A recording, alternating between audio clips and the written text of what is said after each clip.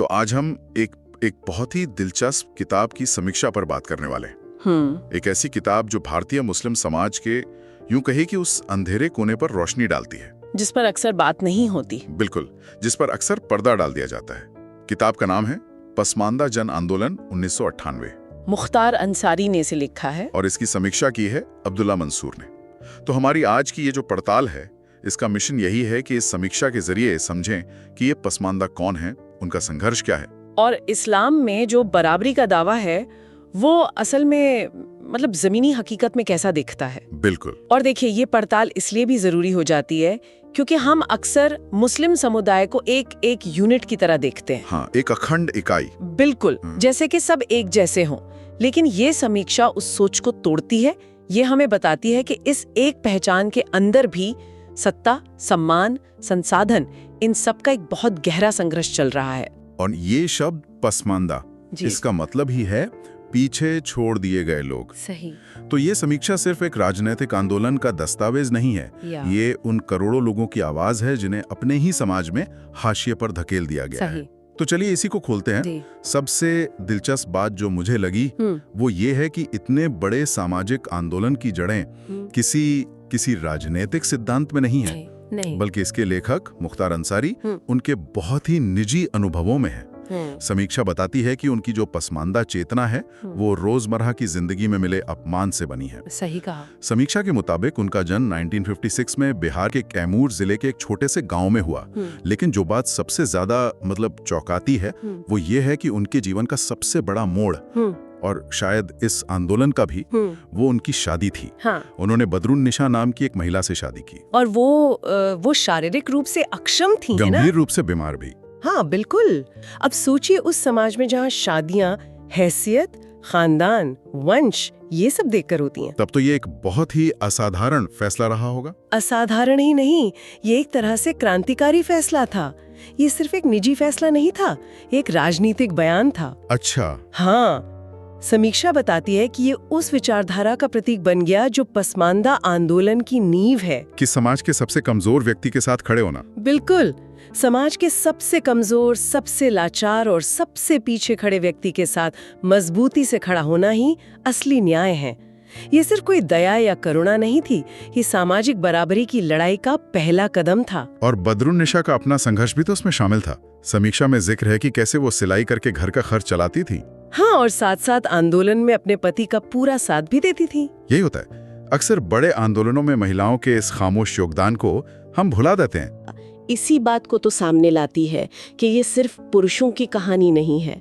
बदरुन्निसा उन अनगिनत पसमानदा औरतों का प्रतीक है जिनकी कुर्बानियों और मेहनत के बिना कोई भी सामाजिक बदलाव की लड़ाई आगे नहीं बढ़ सकती। बिल्कुल, उनका संघर्ष आंदोलन की रीढ़ की हड्डी था, भले ही वो मंच पर न दिखाई देती हो। तो मुख्तार अंसारी का ये निजी फैसला एक मिसाल तो बना, लेकिन सवाल ये उठता है कि उन्हें ऐसा करने की जरूरत महसूस ही क्यों हुई? क्या इस्लाम में बराबरी का जो किताबी दावा है वो जमीनी हकीकत से इतना अलग है? समीक्षा में इस पर कुछ बहुत चौंकाने वाली घटनाओं का जिक्र है। हाँ, और यही इस किताब का शायद सबसे विस्फोटक हिस्सा है। ये उस धारणा को सीधे सीधे चुनौती देती है कि इस्लाम में जाति नहीं होती। अच्छा। समीक्षा एक घटना बताती है जो 2001 की है, कैमूर के सिरबिट गांव की। 2001 मतलब 21वीं सदी में? हाँ, 21वीं सदी में।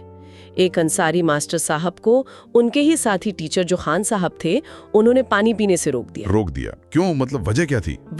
वजह सिर्फ इतनी कि वो पानी एक धोबी के घर से मांगा गया था। और धोबी पसमानदा समाज से आते हैं। बिल्कुल। तो उस खान साहब की नजर में वो पानी अपवित्र हो गया था।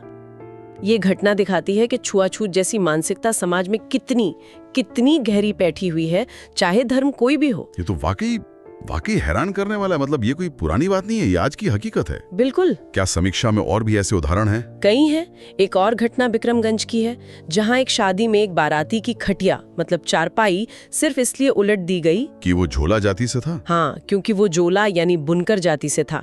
यहाँ जोला शब्द को एक अपमान की तरह इस्तेमाल किया जाता है। तो ये जो छोटी छोटी लगने वाली घटनाएं हैं ना, ये असल में बहुत बड़ी बात कहती हैं। बिल्कुल, ये बताती हैं कि बराबरी का सवाल सिर्फ मस्जिद की नमाज तक सीमित नहीं है। ये शादी ब्याह, पानी पीने, साथ बैठने, हर जगह फैला हुआ है। किताबी इस्लाम और सामाजिक इस्लाम में एक बहुत बड़ी खाई है। और समीक्षा में पूर्वी चंपारण के अल्हेपुर गांव की एक घटना का जिक्र है। वो शर्त इन सबसे ज्यादा तकलीफदेह है। हाँ, वो तो बहुत ही। एक अंसारी परिवार की बेटी की शादी थी और दूल्हा घोड़ी पर बैठकर मीरों के मोहल्ले से गुजर रहा था। और ये मीर यानी वो लोग जो खुद को अशराफ या ऊंची जाति का मानते हैं। सही। हाँ, तो दूल्हे का सजे धजे घोड़े पर बैठना और उनके मोहल्ले से गुजरना एक तरह का गुनाह मान लिया गया। इतना बड़ा गुनाह मान लिया गया कि पूरी बारात पर हमला कर दिया गया। क्या? हाँ, मेहमानों के लिए जो खाना बना था वो जमीन पर फेंक दिया गया, लोगों को पीटा गया। ये सिर्फ एक हमला नहीं था। नहीं, ये तो एक संदेश था। बिल्कुल, ये पूरी पसमानदा पहचान को उसकी औकात दिखाने की कोशिश थी।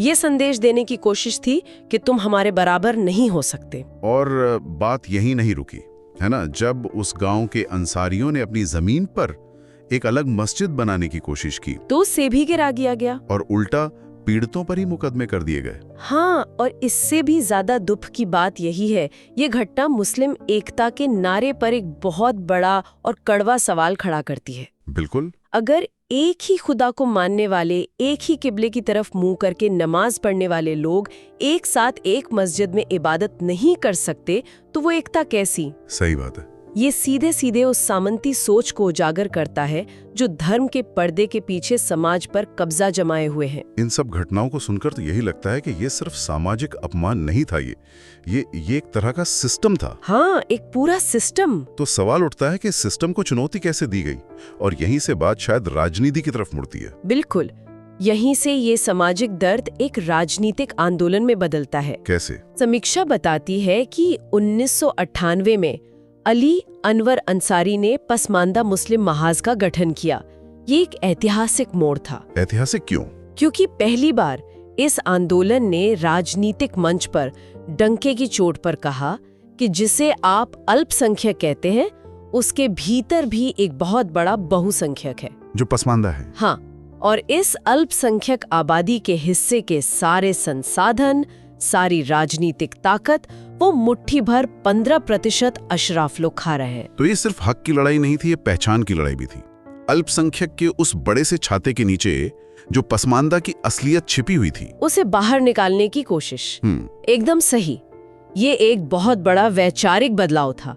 उन्होंने कहा कि हमारी लड़ाई किसी दूसरे धर्म से नहीं, बल्कि अपने ही समाज के भीतर बैठे सामंतों और जातिवादियों से है। और जब पसमानदा शब्द का शोर बिहार की राजनीति में गूंजने लगा, तो जो अशराफ तबका इतने सालों से मलाई खा रहा था, उसमें खलबली मच गई। और उन्होंने इसका जवाब कैसे दिया? जाहिर है उन्होंने इस आंदोलन का स्वागत तो नहीं किया होगा। स्वागत तो दूर की बात है, उन्होंने इसे कुचलने की पूरी कोशिश की। समीक्षा के अनुसार उन्होंने इस आंदोलन को मजहब के खिलाफ साजिश और शैतान की आवाज कहना शुरू कर दिया। तो धर्म का इस्तेमाल किया गया। बिल्कुल, मस्जिदों के मिंबरों से, जहां से दीन की बातें होनी चाहिए थीं, वहां से सामाजिक न्याय के आंदोलन को बदनाम करने के फतवे दिए जाने लगे। तो बेसिकली जब सामाजिक न्याय की मांग उठी तो उसे दबाने के लिए धर्म का सहारा लिया गया। बिल्कुल, ये तो हर समाज में सत्ता बचाने का एक क्लासिक तरीका है। बिल्कुल, और समीक्षा यही दिखाती है कि कैसे इस्लाम खतरे में है का नैरेटिव सिर्फ बाहरी ताकतों के खिलाफ नहीं, बल्कि समुदाय के भीतर उठने वाली हक की आवाजों को दबाने के लिए भी इस्तेमाल किया गया। न्याय की मांग करने वाले को ही धर्म विरोधी घोषित कर दो। हाँ, ये सत्ताधारियों का सबसे पुराना और सबसे कारगर हथियार है। लेकिन क्या इसका कोई असर हुआ? मतलब क्या ये आंदोलन सिर्फ नारों और विरोध तक ही सीमित रह गया या कोई राजनीतिक बदलाव भी आया? नहीं, इसका बहुत बड़ा असर हुआ। समीक्षा 2005 के बिहार चुनाव का जिक्र करती है। जब सत्ता बदली, नीतीश कुमार की सरकार ने अति पिछड़ा वर्ग आयोग का गठन किया और सबसे बड़ी बात, पसमानदा आंदोलन के नेता अली अनवर अंसारी को राज्यसभा भेजा गया। तो ये एक बहुत बड़ी जीत थी। हाँ, एक बहुत बड़ी मनोवैज्ञानिक जीत थी। पहली बार पसमानदा समाज को लगा कि उनकी राजनीतिक पहचान को देश की सबसे बड़ी पंचायत में मान्यता मिल रही है। लेकिन टकराव भी बढ़ा होगा। टकराव भी उतना ही बड़ा। समीक्षा 2006 की एक और बड़ी घटना का जिक्र करती है। पटना में सच्चर कमेटी के सामने हुई हिंसा। सच्चर कमेटी, वो तो मुसलमानों के सामाजिक आर्थिक हालात पर रिपोर्ट बनाने के लिए बनी थी। वहाँ हिंसा क्यों हुई? हिंसा इसलिए हुई क्योंकि पसमानदा समाज के लोग कमेटी के सामने अपनी अलग पहचान के साथ अपनी मांगे रखने गए थे। क्या मांगे थी उनकी? वो अपने लिए अनुसूचित जाति यानी एससी के दर्जे की मांग कर रहे थे। उनका तर्क था कि धर्म बदलने से उनकी सामाजिक आर्थिक स्थिति नहीं बदली है। और ये बात अशराफ नेताओं को बर्दाश्त नहीं हुई? बिल्कुल नहीं। क्यों? उन्हें इससे क्या दिक्कत थी? दिक्कत ये थी कि अगर पसमानदा समाज को एससी का दर्जा मिल जाता या उनकी अलग पहचान बन जाती, तो अशराफ तबके का मुस्लिमों के अकेले नेता होने का जो एकाधिकार था वो खत्म हो जाता। वो जो पूरी मुस्लिम आबादी के नाम पर राजनीतिक सौदेबाजी करते थे, वो खेल खत्म हो जाता। अच्छा। इसलिए समीक्षा बताती है कि वहां पसमानदा नेताओं और कार्यकर्ताओं पर हमला किया गया। ये हमला सिर्फ कुछ लोगों पर नहीं, बल्कि उस उभरती हुई पसमानदा चेतना पर था। तो क्या ये लड़ाई सिर्फ आरक्षण और राजनीतिक सीटों तक ही सीमित थी, या इसका कोई सांस्कृतिक पहलू भी था? क्योंकि अक्सर सामाजिक भेदभाव भाषा और कहावतों में भी तो झलकता है। आपने बिल्कुल सही नस पकड़ी है। समीक्षा बताती है कि ये लड़ाई राजनीतिक मोर्चे से कहीं ज्यादा गहरी थी। ये सांस्कृतिक और भाषाई मोर्चे पर भी लड़ी गई। कैसे? समाज में पसमानदा जातियों जैसे जुलाहा, धुनिया, कसाई, इनके खिलाफ अपमानजनक कहावतें और मुहावरे गढ़े गए थे। जैसे खेत खाए गधा, मार खाए जुलाहा। मतलब गलती कोई और करे और सजा मिले जुलाहे को। हाँ, या फिर सावा कोदो अन्न नहीं, जुलाहा धुनिया जन नहीं। मतलब जैसे सावा और कोदो असली अनाज नहीं होते, वैसे ही जुलाहे और धुनिया असली इंसान नहीं होते। सोचिए, ये कहावतें बच्चों के दिमाग में बचपन से भर दी जाती थीं। ये तो भाषा के जरिए एक तरह की मानसिक गुलामी थोपना हुआ। आपको हर रोज याद दिलाया जा रहा है कि आप कमतर हैं। बिल्कुल, ये सांस्कृतिक हिंसा है। और बात सिर्फ कहावतों तक नहीं थी। किताब नामों के पीछे छिपे जातिवाद को भी उजागर करती है। नामों के पीछे? हाँ। अशराफों के नाम बड़े इज्जत वाले, अरबी फारसी के मुश्किल शब्द, सैयद, शेख, मिर्जा, पठान, जबकि पसमानदा लोगों के नाम ऐसे रखे जाते थे जिससे उनकी पहचान हमेशा छोटी बनी रहे। जैसे बकरीदू, जुम्मन, सोमारू, ईदनी, सनिचरी, इस तरह के नाम। तो इस सांस्कृतिक हमले का जवाब कैसे दिया गया? मुख्तार अंसारी ने इसका जवाब अपनी कला से दिया। उन्होंने भोजपुरी लोकगीतों को अपना हथियार बनाया। अच्छा। उन्होंने पसमानदा समाज के दर्द, उनके संघर्ष और उनके गौरव को अपने गीतों में पिरोया और गांव-गांव जाकर उन्हें गाना शुरू किया।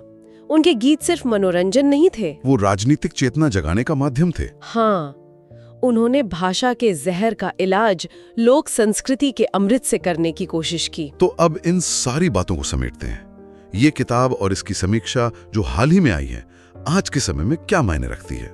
मतलब इसका सार क्या है? देखिए, इसका सबसे बड़ा मतलब ये है कि प्रतिनिधित्व का सवाल आज भी उतना ही जरूरी है जितना 1998 में था।